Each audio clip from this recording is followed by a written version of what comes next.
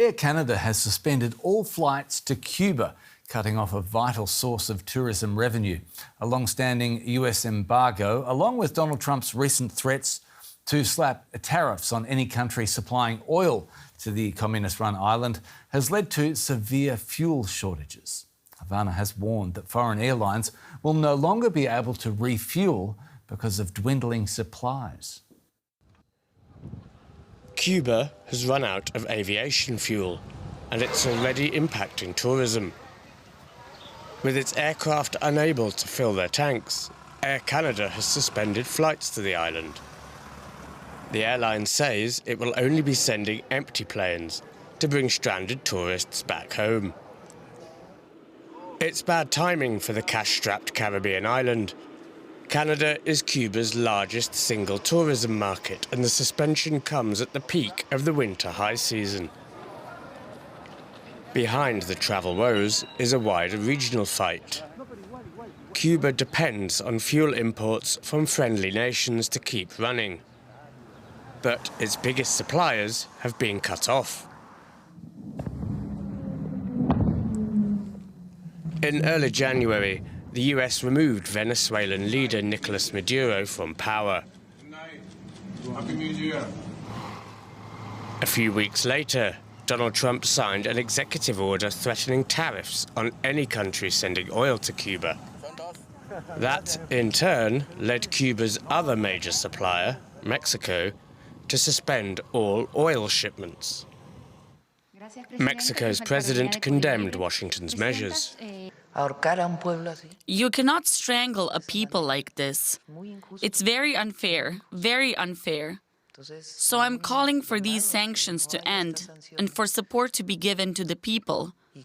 Always.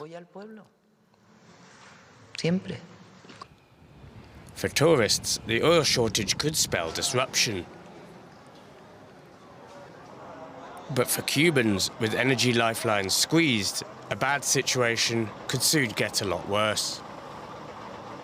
Right, I'm joined now by Ricardo Torres Perez, an economist and research fellow at the American University Centre for Latin American and Latino Studies in Washington, D.C. Ricardo, good to see you. For people who haven't been following events in Cuba closely, what does this fuel crisis look like on the ground?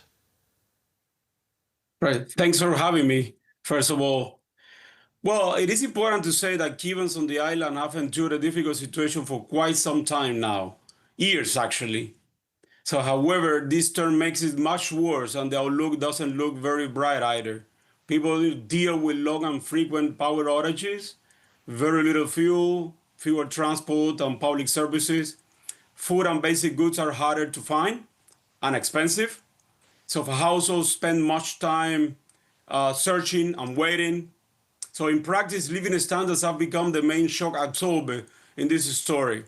So again, it's been very, very, very, very difficult for Cubans and continues to be so on the ground right now.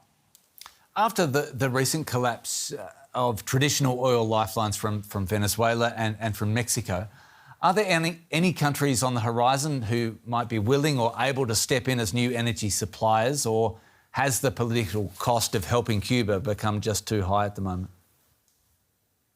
Right. There is always room for some speculation, right? But I don't see it something like that happening quickly, and definitely not at the same scale. You know, oil flows, they require a steady supply, insurance, shipping, financing. And that's what exactly the U.S. pressure is strongest right now. So Mexico has played a role recently, but even that channel is now under strain. We know, some partners, and I'm thinking about Russia specifically, may help at the margin. But I think that, replacing Venezuela or Mexico for that matter in full will be hard without both money and a safer payments and shipping path. Russia has the material capacity, but it has to be seen whether it has the will to, face the U.S. on Cuba. Ricardo, you talked about food getting more expensive. You spoke about also how it's not going to be easy to replace the traditional streams of oil.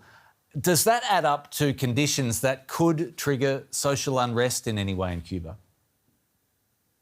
Well, unrest is always a possibility, right? So when no one anticipated it, so we saw what happened on July 11th, 2021.